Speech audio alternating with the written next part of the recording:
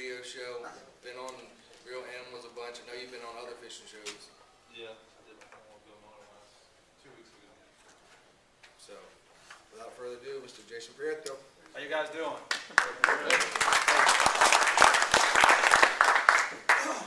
As he said, my name's Captain Jason Prieto. My boat's right here. Not the yellow one, it's the other one. The black one. It's not the one with the yoo-hoo on the side. Yeah. I guide full-time out of here. I also do radio. I don't know if you guys listen. We're on Saturday and Sunday from 8 to 9 on 1040 NBC Sports. And me and my partner Danny Wright and Larry Malinowski, which some of you guys know, he's not a captain, but he used to be, write the Southshore edition of the Tampa Tribune, and also write for Southshore and Gap magazine. So you might see some of my stuff floating around here and there. Tonight we're going to talk redfish. Well, you asked me what we're going to talk about, and the redfish bite has been probably the best that I've ever had for wintertime. Yesterday we've been weathering out with 4 people on the boat every day. Typically this time of year you get a lot of small reds. If you guys fish a lot in the winter, it's not uncommon to get small, what we call rat reds, 16, 15 inch. For whatever reason, I've been catching bigger reds. I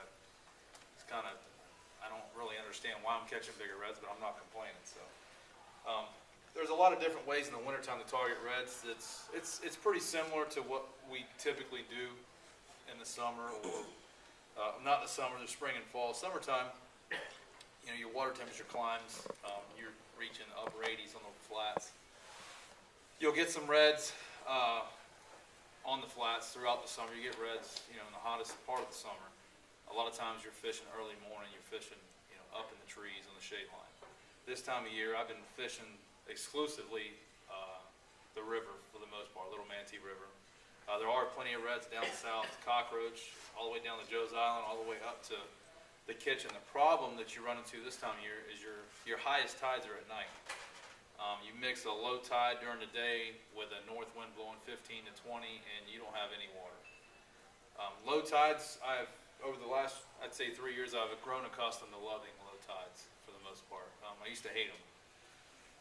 Low tides to me, I used to hate them because there was less places to fish, but what I figured out is there's less places for the fish to go. So, you know, if you got a pothole and there's 6 inches of water around the pothole, as long as you can get in there without, you know, blowing the ditch to get there, you know, the fish are going to be in that pothole. Where on high tide, there might be 50 fish on this flat. Well, they're all in the pothole on low tide. On high tide, they're scattered. So I just really like fishing these low tides. And the same spring patterns are about the same. I think the reds across the board are going to get bigger going into spring. And then as you get into the late spring, early summer, your tides typically are higher. You get +3 high tides and stuff like that, so your fish get up in the bushes more. But I like to fish a lot of these potholes, just fish your tides. Joe's Island's a great place down there. You can get in there on pretty low tide. There's some areas in Cockroach you can get into on low tide. A lot of the stuff is tough to get to on low tide. That's where the river's nice. One of the great things about that river, and it grows across the board for snook, reds, and trout, because we're getting the slams pretty much just about every day, except for today. I didn't have a very good day, which I used shrimp, and we just had 3 kids on the boat, so it was tough. But it's not uncommon to get a slam. Typically, a slam is, you know, inshore slam is snook, redfish, and trout. This time of year, it's typically pretty easy. Some of the slams range small, some of them range bigger. But I would say I fished St. Pete a lot. I fished over here since I was a kid, and I quit fishing Gandy because greenbacks are just too hard to get.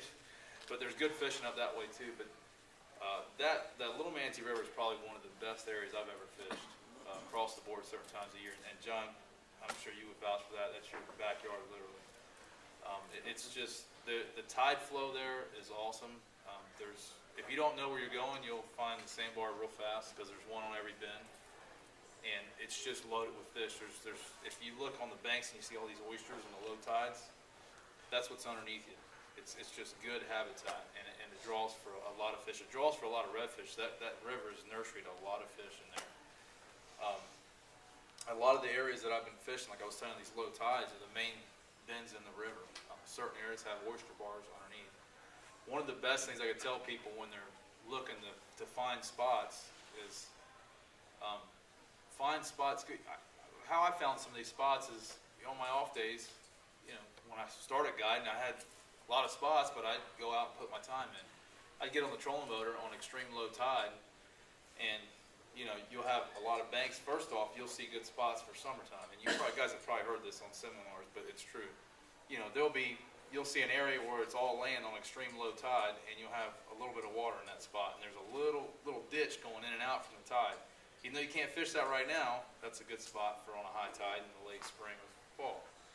The other thing you do is you run these edges, and you'll see where there's redfish like the rocky oyster bottom. They're in the sand bottom too, but I typically like to target the rocky oyster bottom. Get on your trolling motor.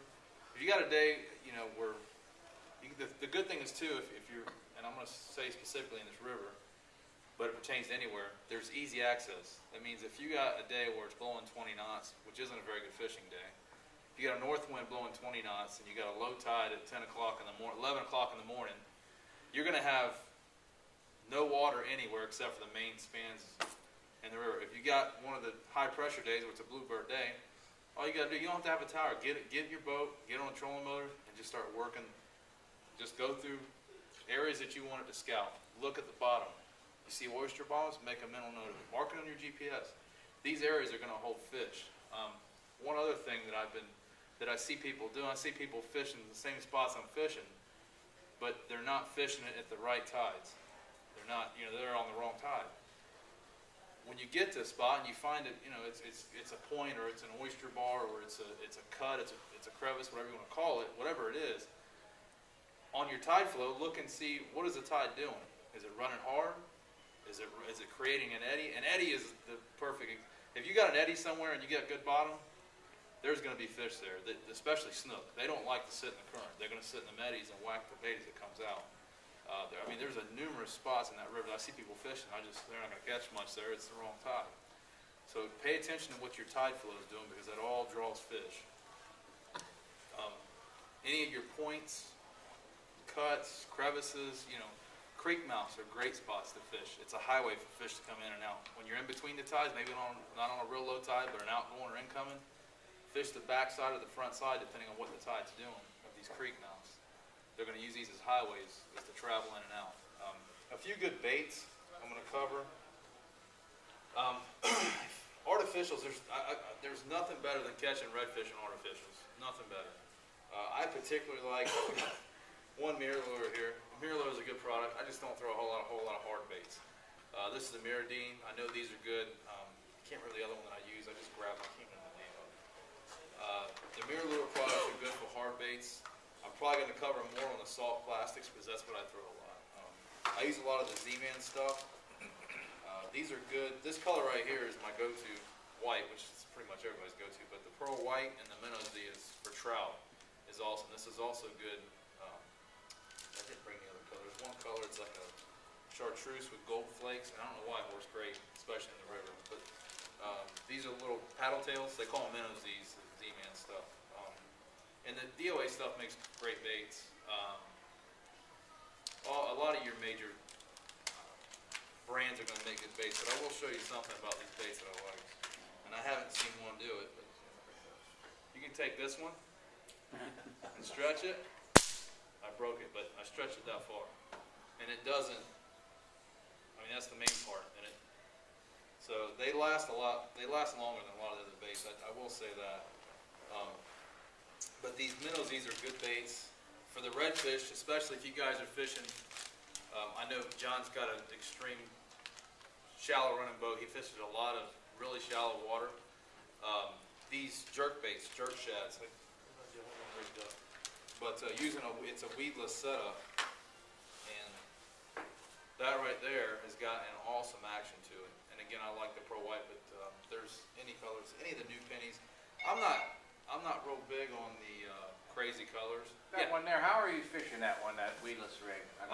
It's just a slow switch retrieve, motion. you're popping it, or? Just real pop, and when it'll do, it'll dart like this. If you got, now, based on your, and you guys ask questions as I go, because I'm going to overlook stuff just because I do this every day, and it's, you know, it's just what I do. But if you have any questions, just ask, I'll answer, because there is going to be some stuff that, and don't think it's a dumb question, it's not.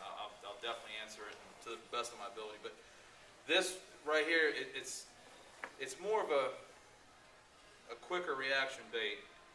If you're fishing shallow water, and this is weighted, you can see that right there. There's a couple different brands. The two that I have, this is what they call, Daiichi makes a butt dragger.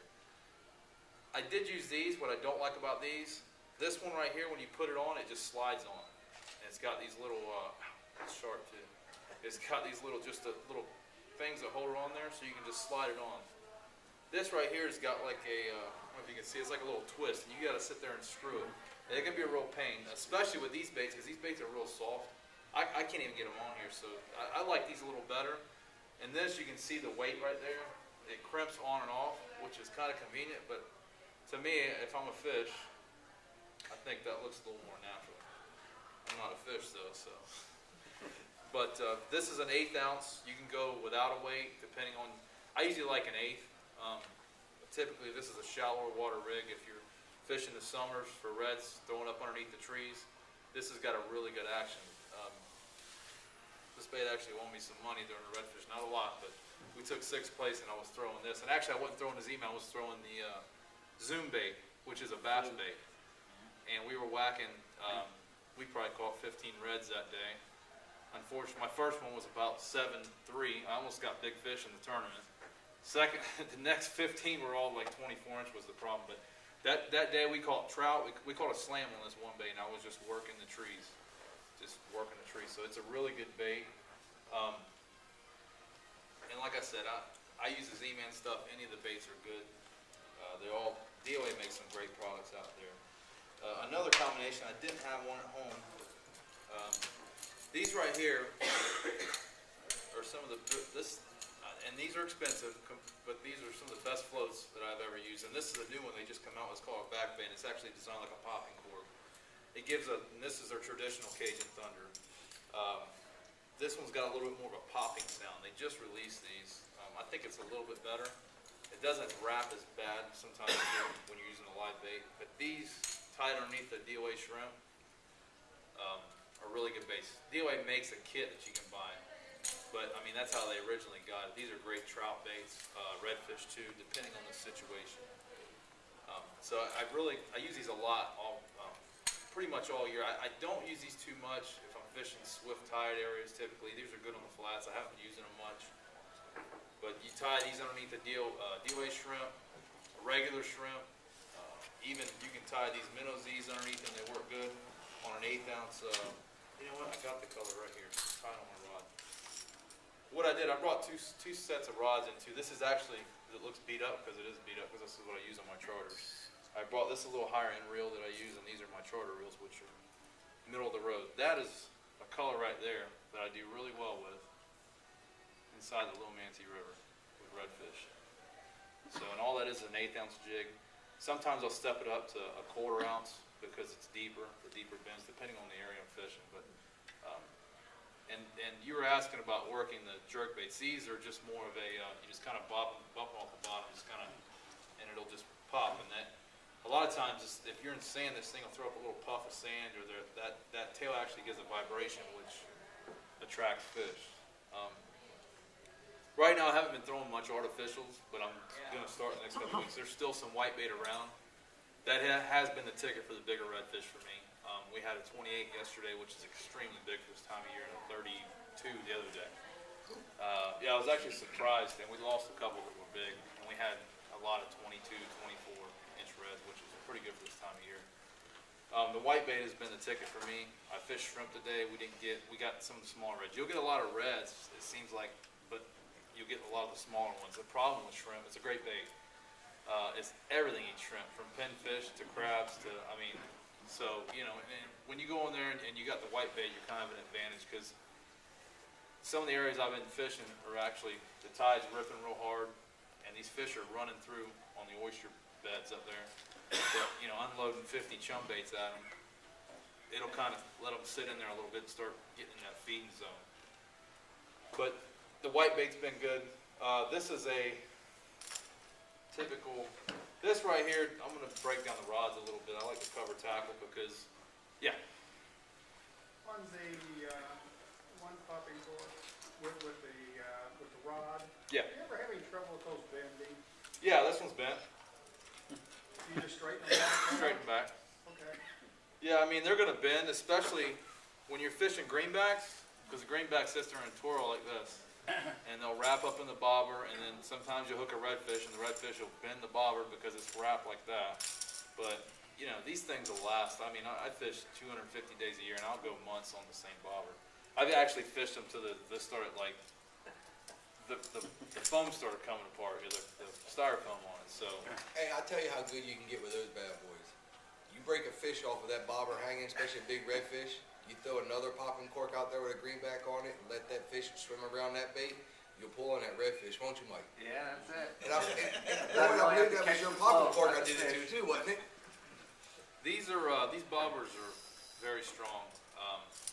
They actually make a blue water, and I got my first tarpon on one of these. And the guy that has the company advertises with us, and he's a talker. Anybody knows has talked to him. He's actually out of Texas, but he kept saying, "Well, try it on the tarpon." I'm thinking, man, this thing is, I don't see it holding up to a 100-pound tarpon. And I had one tied on, and we were on a school of fish on the beach, and I was sight casting them, and I couldn't get them to eat. And I just chucked that. I said, "Let me see this thing," and I flipped it out there, and we had a thread fin, and I popped that thing like 3 times, and the fish, I mean, it was crystal clear. You actually seen him just kind of, he was in the school, and he turned, and I twicked it like, you know, a nice pop, and you just seen the tarpon turn. It was the coolest thing, because seeing a 100-pound fish come up and, you know, actually turn out of the school to eat it was pretty neat. And it held up to, it was about a 100-pound fish, and he ended up spitting the hook right by the boat on the jump, but we fought him for an hour. So the strength of these things is good. He told me, I can't remember, he's got some technical stuff that he tested them on swordfish or something. I don't know about all that, but I can tell you they held up to 100-pound tarpon. This is what they call the Cajun Thunder. I was using the Blue Water Thunder, which is a thicker gauge wire. So, but these beads do make a difference, the clacking noise. What I don't like about them is, for me, it doesn't affect you guys. For me as a charter captain, I got 6 rods. If I got 4 guys, I have to untie and tie back to a free line bait. So that can be a hassle, but it's, I went back to clip-on bobbers for a while, but the clip-ons just, they're junk. The springs wear out and they just get aggravating. So I primarily use them, and they do make a difference. I mean, a popping cork works great. That works better. It's kind of like mono worked great for years, but braid's better. I mean, you know, it's not that it doesn't work, it's just that it's better. Yeah. Is there ever a time that you wouldn't want the noise for clacking? Yeah, if you're fishing a school of redfish that's spooky, which we don't get, and John might argue because he push poles so much, we don't get the schools of redfish over here. I fish St. Pete, and then you talk about schools, there's schools over there. Over here, we'll get a school, and if we do get a school, they don't stay. I mean, they're there for a day, gone the next. Over there, it's a little easier. But if you're fishing a school of reds over there, a lot of times it's free line. They're real finicky. You're not doing chumming.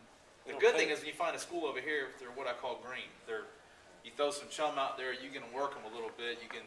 They don't tail over here either.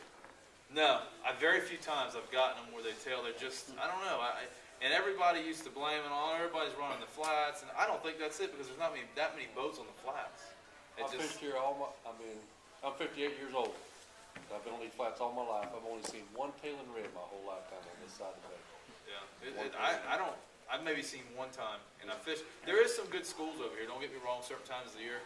They're just very sporadic. A lot of the schools, you hear somebody say that they've seen a school. To me, a school's 50 or more fish, not 10.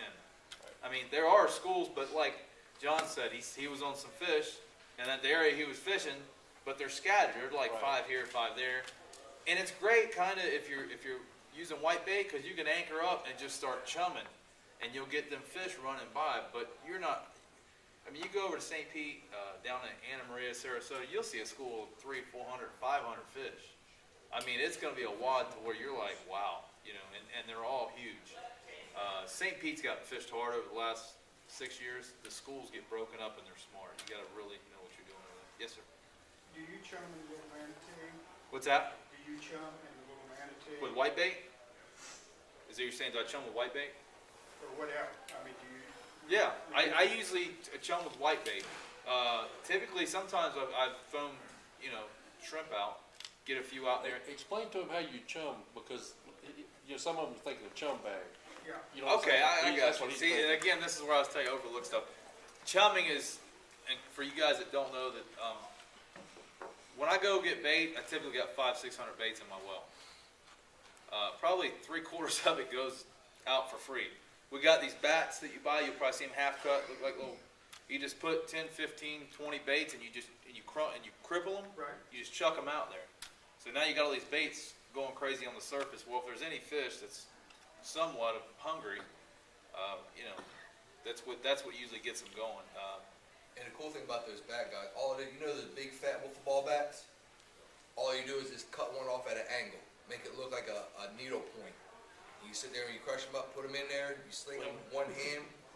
Typically, you only want to put about 10 in there, because you put any more than 10 in there, they're not going to go far. You put the lower the amount, the farther you can chunk them. So you put 10 in there, you put your fist in there and crush them up real good where they're just sitting there crippled. As soon as you chunk them out there, get ready, because they're going to start blowing up on them. And what are you throwing out? the white bait. Okay, You take that Greenback, white you're- bait, taking your dip net. You obviously don't want to do that with shrimp too much. It'll cost you a lot of money. Southshore bait and tackle will probably like it, but that's one method of chumming. There is another method of chumming, which is with a chum block. We don't do that on the flats. That is something you would probably do if you're shark fishing on the flats, or if you're out there cobia fishing at the runoff. That's where you get a chum slick going, or snapper fishing, or something like that. could you use something like that, a chum block back in that little manatee and let it thaw and then? Could you? Yeah, I do. I know. I don't know if it'd be too productive there. You use it to cast that bait. Yeah, well, Yeah. there's a lot easier way to do that and cheaper. They have, what I use, there's a couple different methods. I use a just Purina 45. You buy it at Fish for Stuff. For fish stuff. I can't say that. That's okay. Four That's Fish a Stuff has sponsor got that we it. share. Ace has got it. A lot of the feed stores have got it. It comes in a 50-pound bag. You mix a little bit of water with it, and that's how you chum your bait up. Right now, there's no secrets. There's still bait at the Skyway. A lot of the range markers had it about 3 weeks ago, but it's gone. But getting white bait is going to definitely increase your odds of catching. But I can tell you, catching a redfish on this bait, or any of these baits, especially this jerk bait, it is awesome, because they seem to hit this when you're typically using white bait. A lot of times you're chumming an area, you'll see them boil up, and you basically got this rig with just a regular one-out hook, which I didn't bring, and it's free lining out there. So when they come in and hit that bait, because the redfish hits on the run almost all the time, when they hit that bait, you got slack in your line, and then you set the hook. Well, when you're working a jig and you're sitting there twitching it, real twitch, he comes and hits it, you're already, there's no give. So when he hits it, you get to feel that initial punch that he gives you, and it's pretty cool. I really enjoy catching redfish and artificial. I mean, I wish you could catch them on artificials as good as you can white bait, and you can. I mean, redfish are suckers for artificials too. It just makes it easier, especially as me being a charter captain, throwing white bait. But their trout and redfish will eat artificials real good. Actually, trout is one of my favorite to do artificials, because you can catch so many of them. You know, a lot of the areas in Cockroach have got a lot of trout right now. Mirror Bay, somebody said Mirror Bay, that canal's loaded with trout. The problem there is all the boat traffic coming in and out of the canals over there. Joe's Island's got some trout. DeSoto's loaded with trout. It's not uncommon to go catch 50 trout over there on one section of a flat. Now, a lot of them may be 15, 16 inch, but it's a starting point. If you're new to throwing artificials and you don't know how to do it, ladyfish would probably be the first to get your technique down. Trout is probably your second. Once you get that technique down and the hook set and the head, because most all your fish, especially on this bait, I wouldn't say so much the jerk bait, because this is more of a popping. You reel and you pop up, so you're bouncing it up like this, where this is more of a, if you're throwing that jerk bait, you're kind of reeling and twitching, reeling and twitch, reel twitch, so you're pulling versus popping up and down. On this bait here, 99% of your strikes are going to come on the fall. So you're not gonna really feel the hit on this one, exception for redfish because they hit it so hard. But a trout and stuff, that typically you're gonna feel a thump, but the thump is gonna be on slack line. So it really gives you, you get the feel for it with this, with the trout and ladyfish, because it does take a feel. You got a question over here? Yeah, I'm sorry. This is a strange question, probably. I've been out, been here 5 years and been out with 4 or 5 guides. Typically, we've been doing chunking stuff and leaving it in front of a school coming through. Okay, what areas And were you fishing? They're gonna, mostly Tercia and, Tercia, and, they just come by and find it and take it. I've not ever fished to, attract it and have it strike it. In other words, instead of ground feeding or bottom feeding, to have them actually strike it like. He's done with chunks of ladyfish. Yeah, Yeah, something well, like that. that's another great technique. But when do you do which one and that sort of thing? Well, it depends on the area. Again, if I'm fishing Fort DeSoto, I'm rarely chumming. The fish are just, they'll spook. A lot of times we're using cut ladyfish, cut pinfish on them schools over there. Sometimes they eat cut mullet. Them fish are crazy over there. I've seen somebody next to me catch them on shrimp, and I can't get them on anything. It just depends on what they're eating. It depends on the area, depends on time of year. Typically, rule of thumb, if you're fishing in the dead heat of the summer for redfish, June, July, there's still some big schools of redfish around. You want to probably go cut bait. Them fish are going to not exert a lot of energy. Any other time, rule of thumb, you're probably spring, fall, winter. And going deep into the winter, we're just having a mild winter. Typically, I'm throwing artificials for reds and using shrimp. I tend to lean to artificials just because I enjoy it more. Shrimp is a very effective way. It's a very slow way to fish. I mean, you just throw it out there and you feel the pinfish pecking at it, and occasionally you get a great fish. And sometimes I have novices where I just can't teach them. I mean, you got to have some kind of base knowledge before and for me it's tough. But if I had my choice, I'd love to have clients that can cast, and I can put them with artificials. But right now it's a mild winter, so the whitebait's around. So I would say summertime, very hot, go to the cut bait. Spring and fall. If you're on the Southshore, the redfish that are around, I don't think you have to cut bait them. I don't think they get enough pressure on an individual school because there is no individual school. They're all scattered. They might get caught, but the fish that are fishing over there, there's 400 fish. I mean, we've literally had 10 guideboats lined up on them. And everybody, I was over there in September. I told some customers, I said, look, these reds, they just moved in off the Gulf in over to St. Pete. We caught 50 reds. I'm not exaggerating. The guy's arm was bulging. And they were all 30 to 35 inch. And that day we were chumming them because certain moon phases, and that's where it gets technical. Certain times when they first come in, they're just feeding on everything. They're in that spawn period. But there was 4 boats that all caught 50 redfish. We emptied, I got a 50-gallon well, and I probably had 600 baits. We emptied the well catching fish. And that situation was what they were biting. But 2 days later, they wouldn't bite on it. We had to go to cut bait, and we only caught a few. So it kind of just depends. But the fish over there, the school's like 400 or 500 fish when it's big, but it's the same school. So they're constantly pressured. Now there's some schools you might find if you find one on your own, great. I found some schools out here in Cockroach in August, and they were eating anything, and there was about 2 of us for a few days. The problem was the school was just all over the place. It was to the point where typically you hear you want to have a stealthy approach, use trolling motor, push pull. These fish were on the move. They were in 3 foot of water, and you had to fish them like mackerel. It didn't matter. They were going faster than trolling motor. And I tried to get on the trolling motor. I couldn't find them, and they were all like 35, 36 inches. I just went on my motor. I said, throw in them. It was like, fishing bonita or something in the bay. It really was. But that's a different situation. For the most part, you're not going to get that. I think when these fish first move in to spawn, and they start moving on the flats from coming in from the Gulf and all that, I think they're just in a feeding frenzy. So you have to, each situation is different. I'll say this, if we catch a ladyfish, we're going to cut it up. We're going to it's not uncommon for us to be using the baits, the artificials, but take one pole and sit it right in the rod holder drag be almost wide open and just listen for it to sink. And whoever's closest to it, I would tell you this, I've been guiding a long time, run a lot of trips, I don't know what it's about every day. With fishing, it's the little things that make a difference. Everybody's got base knowledge, but I can tell you that it's, for me, it's literally little things that make me catch fish on a day and not catch fish.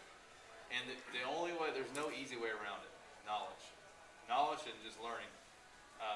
John's probably got more, I know he's got more hours than me because he's almost twice my age, but Nice. but And I earned that. but it's just, and he's a fly fisherman. I got on his boat, I would be as lost as probably his worst customer. Because the reason why I would be his worst customer, because I have a premeditated way of where I want to do it, because I'm already captain, and it would probably be all wrong because I don't fly fish. So with that being said, it's just knowledge. So it's little things. Really pay attention to detail. If you fish a spot and you have a good day, this is the best information I give you. If you fish a spot and you have a killer day, don't go home and say I had a killer day. Figure out why, dissect it. Why did it have a killer day? What were the tides? What was the pressure doing? Pressures and fronts are big. Where moon phase was I in? Pay attention to the tide at that spot. Not just I was in the river and I had incoming tide. No, I was at this spot. Before I was guiding, I'll tell you what I did. I had a chart. And it sounds kind of corny, but it worked. And I actually turned this into a little system. And I'd fish. I fished 3-4 days a week. I worked nights, and that's when gas was $1 a gallon. And you could go fishing for $20. And I would go fish, and I'd have spots more. I'd fish a spot, 53. I'd have a little red dot on my chart. 52 on this spot. And I have a little program on my computer, caught fish. I'd do a log, and I had this, and it was simple, but I did a little thing on work, water temperature, tide, moon phase, the date. And actually, I think I still got it. I don't go by it anymore because it's like embedded in my head. But on spot 53, I knew that on incoming tide, I caught fish here. On spot 58, I knew that on outgoing tide with a certain moon phase, I caught fish. And if you do this, and then you go back 5 years later, you'll find out that fish are very pattern-like. The only thing that'll change is, and John knows this as anybody has, you go through spurts. Like, I think we're on a warmer winter spell. Last 4 years, we're on a cold winter spell. So you have to pay attention to the weather. Weather's a big changer. Water temperatures, big, huge. I get in the boat, people ask me the tides, I say, I don't know, let me kick my GPS on. I know the tides, I kind of know them, but I've gotten lazy. I'll look at my GPS, it'll tell me my tides, and I know, okay, these spots over here are going incoming, these are outgoing. They said, well, people call me all the time about a charter, what tide do you want to fish? I said, let's just go fishing. I've got 100 spots in here. Some are good on incoming, some are good on outgoing. Some are good in this river on almost slack tide, where I've been getting a lot of these reds on one spot. It's almost impossible to fish it because the tide rips in that river. It's almost impossible to fish. When the tide was almost stopped and on the turn, the redfish was turning on. Just one after another the last 3 days. So sometimes people say don't fish slack tide. Well, it depends on the situation. So, and all that comes just trial and error. So you guys get out there. If you want to catch fish, if you want to go out and have a good time, that's great. But if you want to get better at catching fish, turn it into a little bit of work. Not a lot of work, but a little bit of work. Have a program, a plan, and it'll all start working for you. How much time we got? as much as you want, bud. I'm going to, real quick, I'm going to cover this and whatever questions you guys have that I didn't cover. And we're talking about redfish. Redfish, in general, you want light tackle. This right here is not big. You guys that have done a seminar are freaking hear me say this again. Not a very big reel. 40-inch redfish, 40-inch snook. Anything on the flats, pretty much, you can catch with this. It's light, which means I can throw this, hold it with 2 fingers, pretty much all day, and my arm's not going to be killing me. My heavy net that I throw that's 30 pounds kills me enough in the morning. I don't need to have a heavy rod. So you don't need heavy stuff. I've downsized. Braided line has changed. Braided line has changed the way I fish, and it's changed the way a lot of people fish. Before braided line, you couldn't use a reel quite that small. This thing only shows, well, you could. It only shows up to 8-pound diameter line that it holds. With braid, this is 10-pound, 10-3. I actually got one that's got like 1 pound. That's a little thin. 1 something. But this stuff here, you can't break it with your hands. It's fins. It's a 10-pound strength, 3-pound diameter. That's what I use, 25-pound leader. But with the braided line in general, you're able to downsize your tackle and still be able to fish a little bit bigger fish. The drag systems on these are like and a lot of people have the misconception on a reel of I get a bigger reel, it's got a better drag. Start doing some research on drag systems. This is a 2500. It's got the same exact drag tension on max drag as a 3500. I'm pretty sure. I know the 3000 is the same. Matter of fact, what Daiwa started doing on their reels, the 2500 is a 3000. They just send you a bigger spool. So if you start doing some homework on reels, your drag tension is basically close to the same on a lot of reels. So you start getting the real big stuff. And drag tension, people say they got all this drag tension. There's not a whole lot. I think a Shimano bait runner's got 19, I think it's 19 pounds at lockdown. That doesn't sound like a lot, but it is. That's a 6500 tarpon reel. So I think this is like 8 pounds or something. So, and the other thing, when you ask yourself, how many times have you had your drag locked down? If you say always have it locked down, well, you're messing up. This right here is your best drag. Using that finger right on the drag, that's what's going to make you or break you on catching big fish. So downsizing your tackle is always good on the flats. Using light line. This is an 8-foot rod. I really like limber rods. This is a good live bait rod. You probably go a little stiffer if you're throwing artificials, but this is a good all-around rod. This is not a real expensive setup. This rod retails for 75 bucks. The reel's probably 100. So it's not a real expensive set. It's not cheap. Don't go buy the Mickey Mouse stuff, but don't go buy the the Shimano Stella, because that's just for the guy that drives the Maserati. If you guys got a Maserati, then you could probably go buy you a Stella. But it's not going to make you catch any more fish. So, and the difference is there's about 100. This reel's about 150. This rod's about 150. It's $100 difference, and this is my reel, and this is my guide reel. There's not a whole lot of difference, to be honest with you. The rod's a little bit better, but not that much. But, I like the 8-foot rods. If you're doing a lot of live bait fishing on the flats, 8-foot's good. If you're throwing a lot of artificials at docks, and you get a little bit more control with a 7-footer with a little bit stiffer tip. So it just kind of depends on what you want to do. But having your tackle, decent rods and reels is going to also be good for you. If you're throwing artificials, who's throwing artificials for a whole day? Your arm gets tired.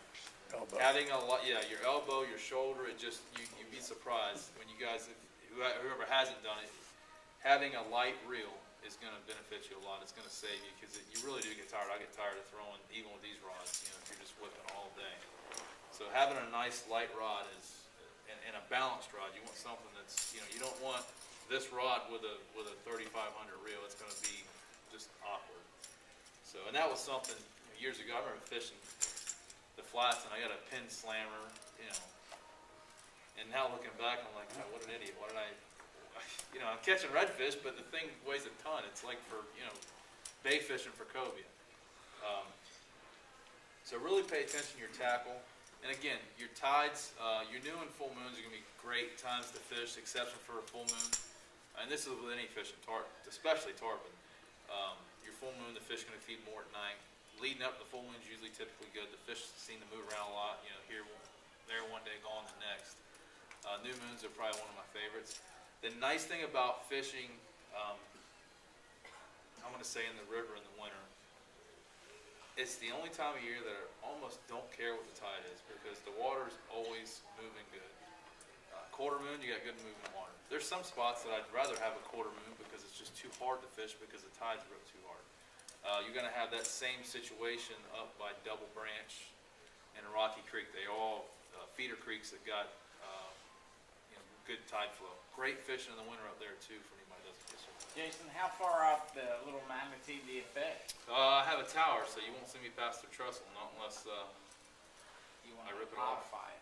I've never fished past the trestle. I've never had a boat to get underneath there. Yeah. And I know you can get it open, but I just have nightmares of being stuck on that side with a charter. So I figured that wouldn't be good. I usually don't. There is some good stuff up there. I just don't go up past the trestle. There's plenty of fish on this side. The Big Manatee River is also good. I don't fish that too much.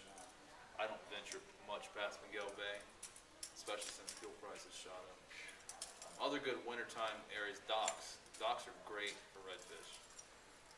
If you guys are throwing artificials, please learn how to stop the bait, because people don't like stuff on their docks, right, John? Right. I always cringe. I fish, and somebody hangs the dock. I'm like, look, man, if you can't, let me do it, because I don't, I know somebody don't want to walk in there and get a hook in their foot or something. Docks are great areas. A lot of the docks here are good. The docks here don't seem to have a whole lot. It seems, especially in the inlet, most of them got sand, just sandy bottom. I think they hold more snook than reds over there, for at least me. I like to find docks that got a lot of rubble around them, maybe some old broken docks. St. Pete's got some really good dock areas for redfish. I don't fish Apollo Beach too much for reds, but there's a lot of good residential stuff in there. Any of them docks, if you're trying to find which, docks all look the same, just look at if there's 10 docks, look at the one that looks the oldest and the most beat up, with the most barnacles on it, because that's got the most life to them, the structure they're looking for. And if you're fishing the docks in Apollo Beach, don't use artificial that's gonna be on the bottom. If you do, try to keep it as far away from the bottom, because there's nothing but oyster down there. And you'll get hung up a gazillion times. Either that or just use something, you can go in with like a jerkbait or something like this, if it's shallow oyster. This thing is not gonna sink real fast unless you let it. It's made to kind of just drift, this is made, if you can throw this, if you're in shallow flats, 1 to 2 foot, I mean, even if you got some grass, it'll go through the grass. It's great for fishing the shallow water flats. Those float too, don't they? If you don't have a weight on, they'll float, won't I they? don't know if they float. I don't think with a hook. I'm sure if you threw the bait in the water, but the hook's got somewhat of weight. Never tried it, actually. I think you had too much time on your I know hands. the crabs, most of them sink. I know the crabs float that they make. Do they? Yeah. I think These they're- probably I think- do that. I've never I think it really- was CA told me that Z-Man had, if you just use like a one-aught hook in them, that you'll float, because he'll almost do like Well, a dead. I'm not gonna go against what he says, Right. because all he does is throw artificial. So, He almost did like a dead stick where you take those flat circle weights, throw it out there, and it'll suspend up. he just brought something to mind for, I'm just about done here. Dead sticking's out. Everybody know what dead sticking is? No? Yeah? Okay, dead sticking is where you just flip baits out there and you just let it sit on the bottom, so they're called dead sticking.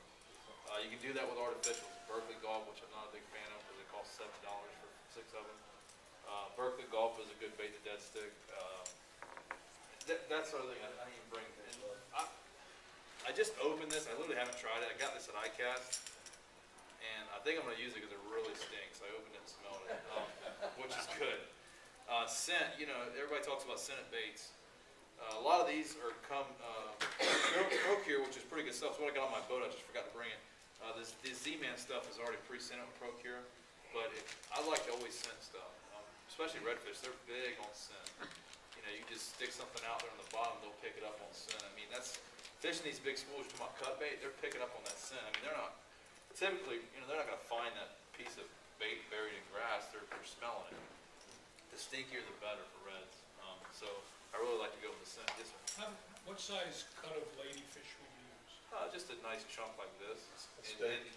Yeah, just a nice little. Steak. Yeah, you don't want a piece like that. Yeah, I mean that's anything bigger than that shark bait.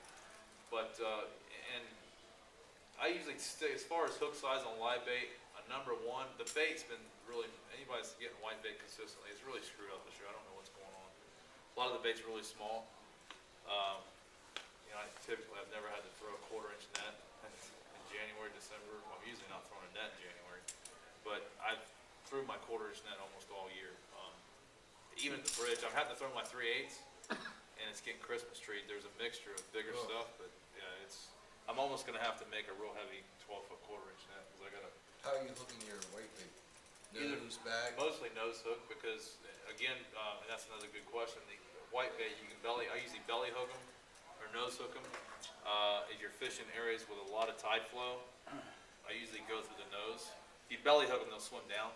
The problem is that they die faster and you're dragging them against the tide. Where that nose hook, they'll just kind of make their way through it. So I've been nose hooking a lot. Occasionally I'll do a belly hook. If you do a belly hook, you're really going to have to flip your bail and let that bait swim down, which is good. But on charters, I have a hard time explaining that to people and understanding what I'm telling them. So How about your live shrimp? How are you hooking? I like the tail hook.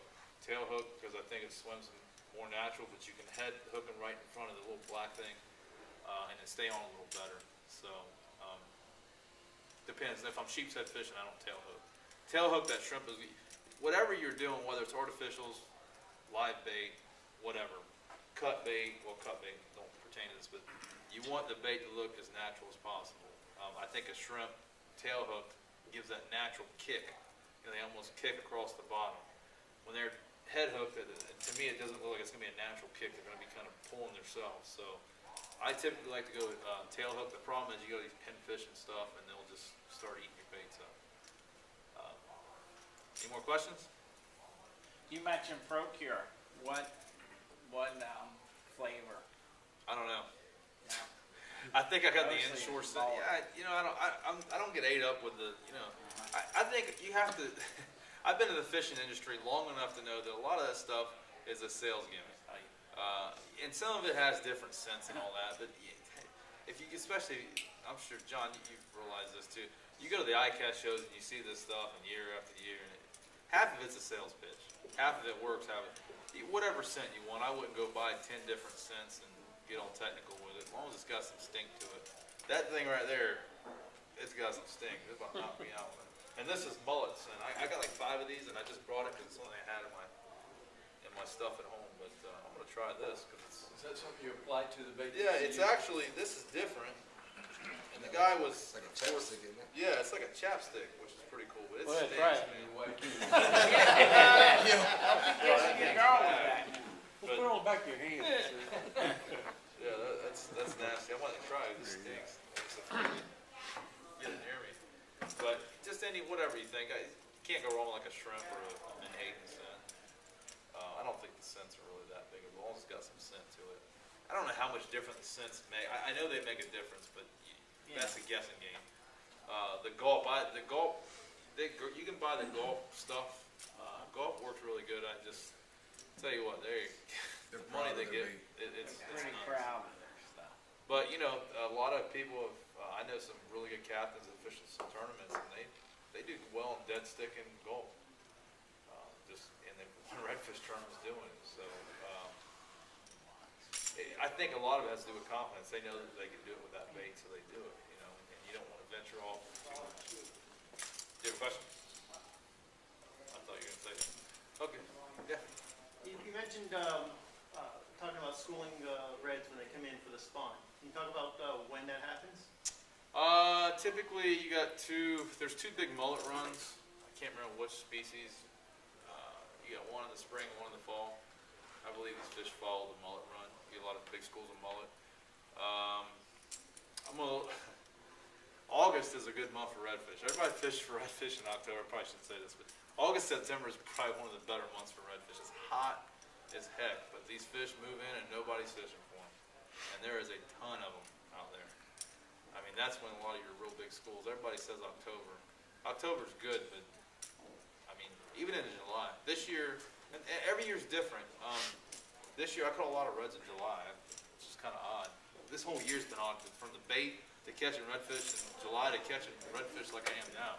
Are you finding them more towards the mouth of the bay or up in the bay During during the hotter months? I know, up this way, you water's get them all getting on the cold. flats. The whole Southshore's got them. St. Pete's got them. I mean, they're moving in.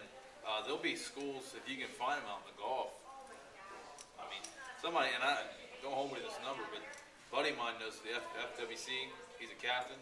They said they spotted 100,000 last year on a school out there. I mean, I don't know how they counted them, but that's what they said. And they were all 40, 45 inch. Yeah, I've seen them on YouTube. Yeah, I mean, there's just acres. But the thing is, it's kind of like when I was saying in the bay, you could go there and you could mark that spot on the GPS and come back next day and they're gone. They're not staying there. They're on the move. That's when you can tell the fish on the move when they're feeding and they're just going crazy. They're not going to stay there long. They're not going to stay like that. Not asking for your numbers, but where and how are you looking for your whitebait? Do you see them coming, or do you chum first? Certain and then- spots, it's all about water temperature. You know, there's certain towers right out of here that hold bait certain times of the year, but you know, some of these towers right off Cockroach hold bait certain times of year. It's hard to explain. I fish so much that I'm able to stay on top of it. But there's some times where, you know, Do you chum for him? Yeah, absolutely. You get rodeo at some time, what I call rodeo, we just kind of pull up and start throwing. I anchor up, take my time, chum, throw once or twice, black the well out, and you're done. What's your chum, like oatmeal? Purina 45. It comes in like, it's like, oatmeal mix is too much. If you get Nah, the man. tropical fish food, it's 50-pound bags of Purina tropical fish food. That you sit there, you put it in a bucket, like a little bait bucket, add a little, like a can of water, or a little bit of water to it, mix it up until it's a nice paste. you want it to be like wet sand, not mud, Yep. like just a very, You can just go just like this out there and just like, yeah. And Mr. Nobles and all them probably argue because they're out there with sardines. And I get bait just as easy as they do, and they're cutting the can. I mean, sardine, Spanish mackerel, that, what is it? Jack Mac. Jack mackerel, there you go. Yeah. That's Spanish mackerel. Menhaden oil. Ben Hayden, yeah. Oh, yeah, I used to get all bring the technical. sharks. I used to go, years ago, I'd get whole wheat bread with anise oil. And it's, yeah. And Jack mackerel, you know how expensive that gets?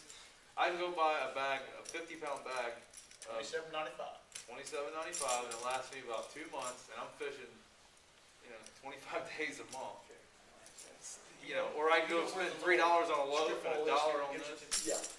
A little place in there called Four Fish Stuff. Four fish, yeah. Please tell them that the Southshore Anglers told you to go there, or that, the If- Campbell Outfitters radio show told you, because that helps us. When I go in there, they smile at me when I I'm glad to do it, yeah. And you wanna that's use the- it up, trick of it. so the best thing to do, like you guys with a fishing club, Uh-huh. get a half dozen to a dozen guys together, Buy buy one bags. together and split it up. Yeah. Then you keep it fresher that Yeah. way. Yeah, I did that with cat food one time, and about 6 months later, we had all kind of flies and bugs. Yeah, Oh, now this stuff doesn't. No.